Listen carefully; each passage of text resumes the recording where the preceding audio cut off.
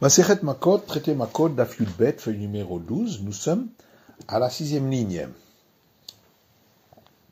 Igmardino, Vechoulé, on a parlé dans la Mishnah de celui qui a tué involontairement et dont le verdict a statué qu'il doit aller en ville de refuge et il ne peut pas en sortir, même si tout le peuple d'Israël a besoin de lui, comme l'officier Yoav, fils de Tserouya. Amar Ravida Marav. Ravida dit au nom de Rav. Deux erreurs a commis Yoav au moment où il est allé se réfugier après avoir commis ses crimes. Dirtiv, comme il est écrit, Vayanos Yoav el Ohel Hashem, et Yoav s'est enfui vers la tente de l'Éternel, et il s'est agrippé au coin de l'autel. Ta'a sheno kolet el agago, vu tafas bekarnostav. Première erreur, c'est que il n'y a que le toit de l'autel qui peut constituer un refuge. Or, lui, il s'est agrippé à ces coins de l'autel. Ta'a, et une deuxième erreur, sheno kolet el amizbeach bet olamim, que ne constitue un refuge que l'autel du temple de Jérusalem, Voutafas Misbeach shel Shilo. Or lui, il s'est agrippé à l'autel du tabernacle de Shilo. Abaye Omer, Abaye dit Be'anami mita'ataha. Sur ce point aussi, il s'est trompé. Ta'a she'eno kolet et la Kohen va'avoda beyado. Il s'est trompé parce que l'autel ne constitue un refuge que pour un prêtre qui est en train de servir dans le temple. Ve'uzaraya. Or lui était à l'étranger. Amar Reshakish dit Shalosh ta'ayot atid saro shel romi litaot. Trois erreurs, dit Reshakish, le prince de Rome va commettre dans le futur. Dirtiv, comme il est écrit dans le verset Miseba me Edom, qui c'est qui vient de Edom? Hamutz begadim mibotzra, les vêtements rougis par le sang de Batsra. Toresh ena koletet et la betzer veut goler le Batsra. Il se trompe déjà parce que ce n'est que Betzer qui constitue une ville de refuge et lui va s'exiler à Batsra. Toresh ena koletet et la shogeg vehu mezid. Et il se trompe aussi parce que la ville de refuge ne constitue un refuge que pour celui qui a tué involontairement. Or, lui, c'est volontaire qu'il était. Toré, she'ena koletet la adam vehu malach. Et il se trompe aussi parce qu'elle ne constitue un refuge que pour un homme. Or, lui est un ange, ou lui-même. Amar Rabbi Avaou. Rabbi Avaou dit, Are miklat, lo nitnu likbura. Les villes de refuge n'ont pas été données pour constituer un endroit pour enterrer. Dirtif, comme il est écrit, et leur espace autour de la ville seront pour leurs animaux et pour leurs biens et pour tous leurs êtres vivants. Les chayim nitnu velo likvura. De là on apprend que ils ont été donnés pour la vie et non pas pour l'enterrement. Mais Tivé, on objecte à partir de la Mishnah, qui dit Shama, c'est écrit là-bas, de là on apprend Sham Tehe Dirato, c'est là-bas, dans la ville de refuge qu'il habitera, Sham Tehe Mitato, c'est là-bas qu'il mourra, Sham Tehe Kevurato, et c'est là-bas qu'il sera enterré. Et on répond au Tsear Shane, c'est différent pour celui qui a tué, des Gali Berachamana, parce que la Torah a dit expressément à son sujet que il sera enterré là-bas.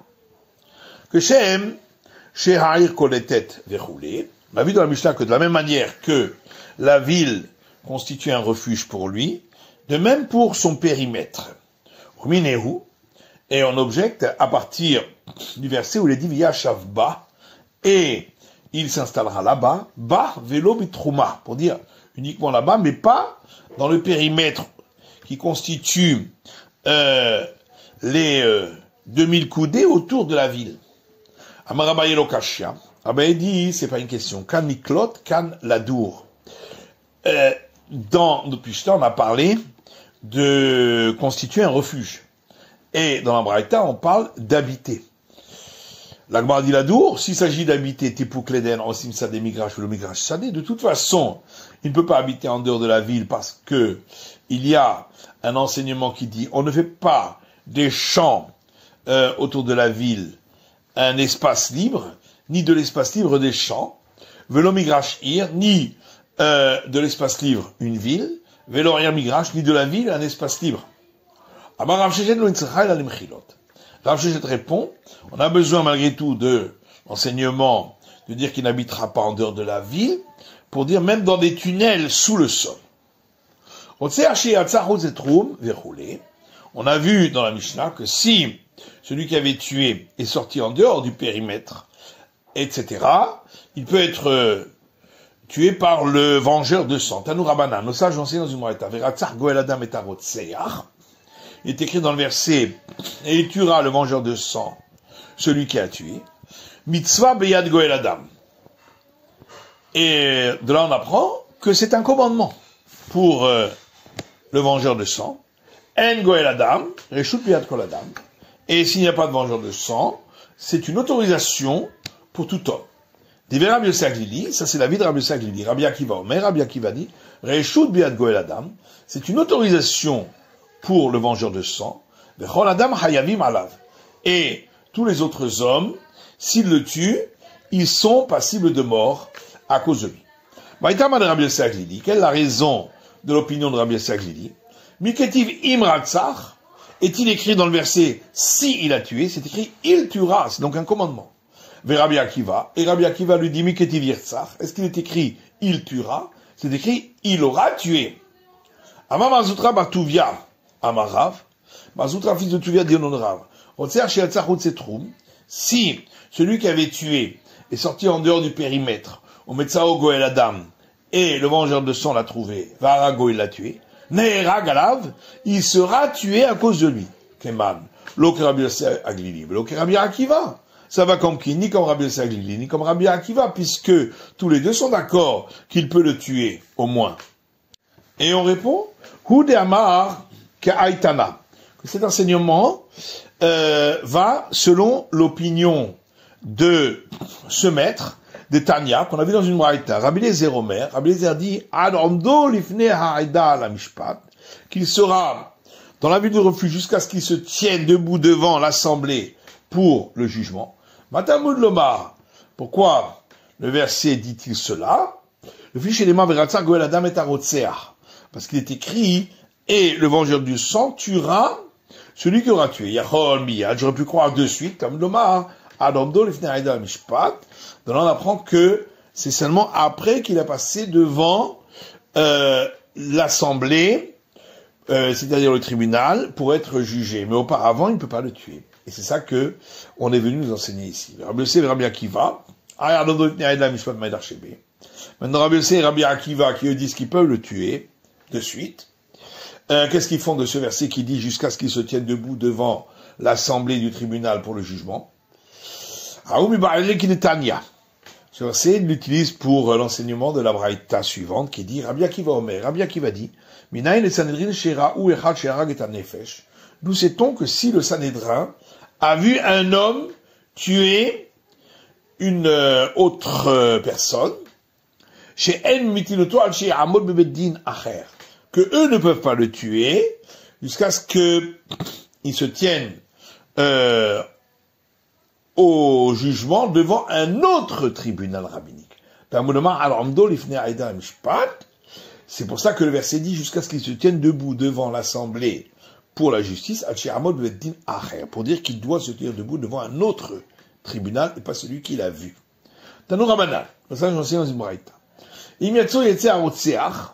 Le verset dit si sortir, il sortira celui qui aura tué, donc de la ville de refuge.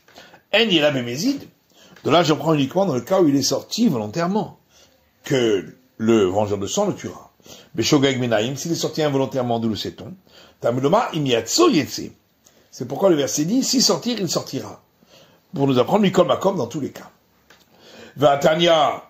Et pourtant, il est dit dans une braïta, Bemezin Neherag Beshogeg Golé. S'il est sorti volontairement, il pourra être tué. Si c'était involontaire, il retournera en ville de refuge. Lokashia. C'est pas une question. Hakemandama. Amrina Libratora Kilshon Ben Adam. Cet enseignement va, selon l'opinion de ceux qui disent que la Torah a employé le redoublement du verbe parce que c'est l'habitude ainsi des gens de parler. Alors que le premier enseignement va d'après ceux qui disent qu'on ne dit pas que la Torah a suivi l'expression des gens. Il me semble logique l'avis qui dit que la Torah a utilisé l'expression des gens, afin que la fin ne soit pas plus sévère que le début. De la même manière qu'au début, lorsqu'il a tué, si c'était volontaire, il est tué, si c'était involontaire, il part en exil, en ville de refuge. Absofo, de même à la fin, s'il est sorti de la ville de refuge, si c'était volontaire, il sera tué, si c'était involontaire, il retournera en ville de refuge.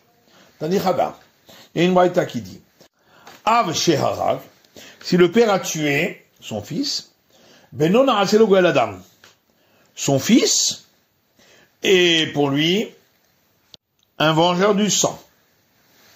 Le Tanya Idar, il y a une autre braïta qui dit, Ein Benon Araselo Goel Adam, son fils ne peut pas être pour lui le vengeur du sang. Les Mar Rabbi Yosef Aglili et Rabbi Akiva. Est-ce qu'on va dire que un enseignement, c'est celui de Rabbi Yosef Aglili qui dit que c'est une obligation, et donc même le fils tuera son père. Et l'autre, d'après Rabbi Akiva, qui dit que c'est seulement une autorisation, donc c'est pas autorisé pour le fils de tuer son père en tant que vengeur du sang.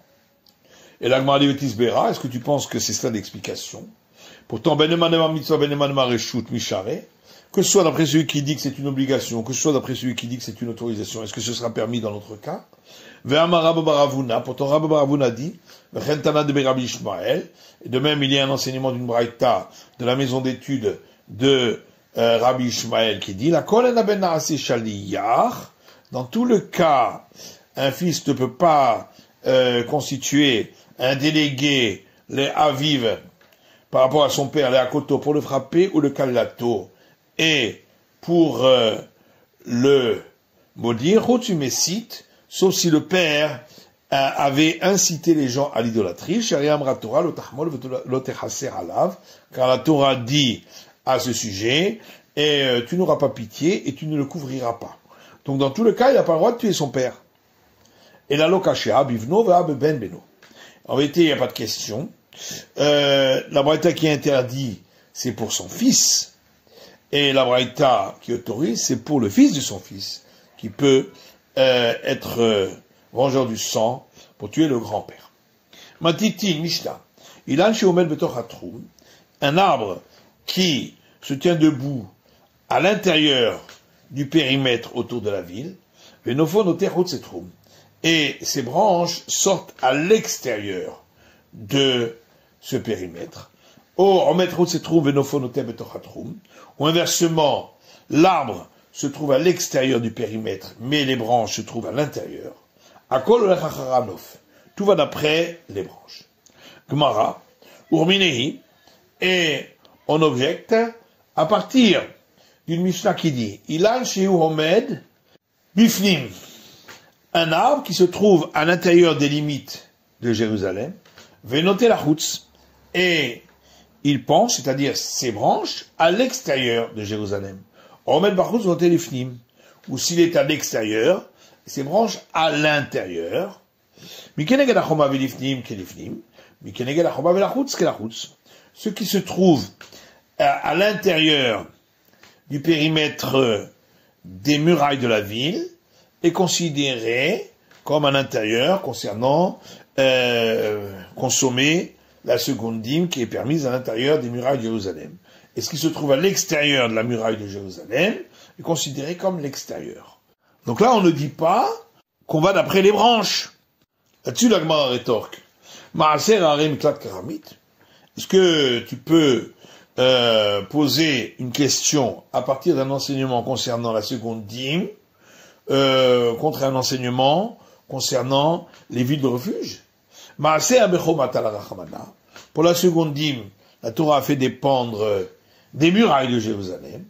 Harem klat veut dire atala rachamana, alors que pour les villes de refuge, la Torah a fait dépendre du fait d'habiter à cet endroit.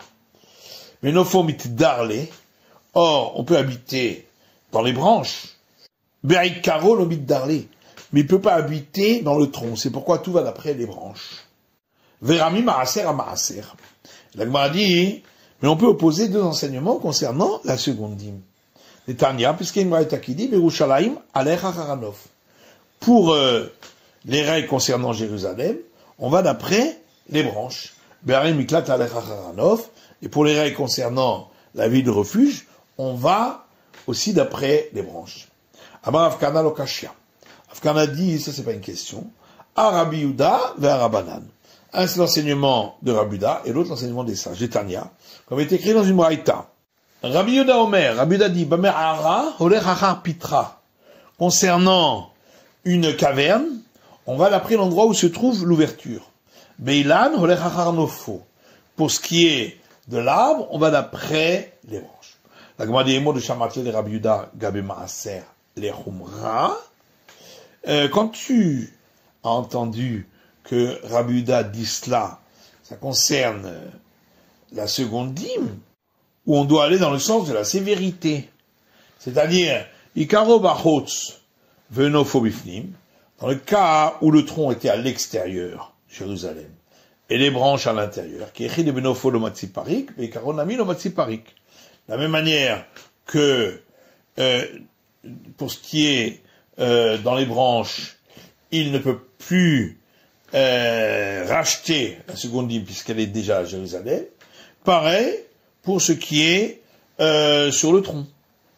Ikaro Bifnim Venofo Bachutz. Et dans le cas inverse, où le tronc est à l'intérieur et les branches à l'extérieur, qui écrit de Benofo le Matsiachil.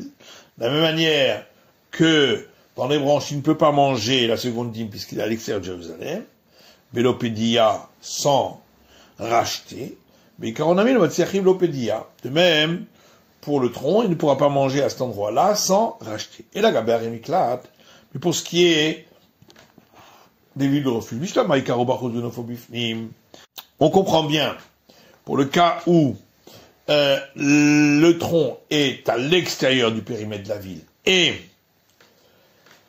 les branches à l'intérieur. Donc là aussi on ira d'après la sévérité.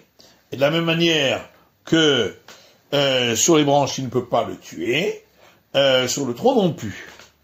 Et là, mais quand le tronc est à l'intérieur et les branches à l'extérieur, est-ce qu'on va dire de la même manière que sur les branches il peut le tuer, de même sur le tronc aussi? Voilà qu'il se trouve sur le tronc qui est à l'intérieur du périmètre. Amaraba Beikaro de Kunama le pligué de l'Omatsikatil. Rava répond, sur le tronc, tout le monde est d'accord qu'il ne peut pas le tuer. Et si il est sur le tronc, et l'autre peut lui lancer des flèches, ou lui jeter des pierres pour le tuer, là, tout le monde est d'accord qu'il pourra le tuer, puisque il est à l'extérieur. Toute la question, c'est si il utilise le tronc pour monter sur les branches. Dans ce cas-là, l'un pense que le tronc constitue le point d'appui pour les branches, et donc on va d'après le tronc. Et l'autre considère que on ne considère pas que le tronc est le point d'appui pour les branches, on n'ira pas d'après le tronc. Et Ravashi lui donne une autre réponse. Il dit, qu'est-ce que ça veut dire qu'on va suivre les branches? Ça veut dire, on va suivre même les branches, mais on va toujours dans le sens de la sévérité. Matiti, Mishla. Arak Botahir, Kone Mishchuna Lishchuna. Si il a tué dans la ville de refuge où il se trouvait déjà, il devra aller en exil d'un quartier de la ville à un autre, puisqu'il n'a pas le droit de sortir de la ville. Ou ben Lévi golem merir les rires. Si c'était un lévite qui a tué involontairement et qui était déjà dans une ville de lévite qui constitue une ville de refuge, il devra aller dans une autre ville de lévite, une autre ville de refuge. Maratanu Rabbanan, nos sages ont enseigné dans une braïta. Est écrit dans le verset Vesamti lecha makom vegomer, et je placerai pour toi un endroit où il s'enfuira. Vesamti lecha vechayecha. On explique je placerai pour toi, c'est-à-dire de ton vivant Moïse. Makom, un endroit mimkomcha. Ça veut dire de l'endroit où toi tu te trouves, c'est-à-dire du camp des Lévites. Shayanus Shama, où il se réfugiera là-bas. Mais la mettre Shayu Israël Megalin Ben Midbar. De là on apprend que les enfants d'Israël allaient en exil pour se réfugier, même quand ils étaient dans le désert. Les Khan Maglin, et où est-ce qu'on les envoyait en exil? Les Machane Lévia, au campement des Lévites. Mikan Amrou, et de là, nos sages ont dit, Ben Lévi Shara, Golemi Pelech le Pelech. Si un Lévite a tué involontairement, il ira en exil d'une ville à une autre. Imgala le Pilcho, et si il est parti en exil dans sa ville à lui, Pilcho Kolto, sa ville aussi constitue refuge. Amara Vachabrel Ravika, Maikra, Ravachafiz Ravika dit, de quel verset on le voit? Parce qu'il est écrit qu'Ibéem Iklato Yeshev, car dans la ville de son refuge, il résidera. Irsheklatto Kva, ça veut dire, même dans la ville où il était déjà réfugié, constituera une ville de refuge une seconde fois. Batnitin, Mishnah, Kaletsebo, un autre cas qui ressemble. Un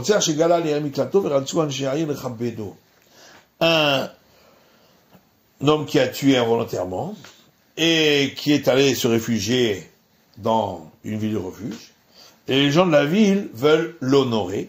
Yoma Lahem, il doit leur dire, Hani, j'ai tué quelqu'un, et donc on ne peut pas me donner d'honneur parce que je suis exilé. Amroulo Afalpiken, et si les gens de la ville disent malgré tout nous voulons t'honorer, et Kabel Mehem, il acceptera. Généma, comme il est dit, Vezé Deva Arotseach, et ceci est la parole de celui qui a tué. De là on apprend qu'il doit utiliser sa parole pour ne pas qu'il l'honore, mais après, s'il veut l'honorer quand même, il l'acceptera. C'est la fin de l'étude du Daf Yudbet de la feuille numéro 12.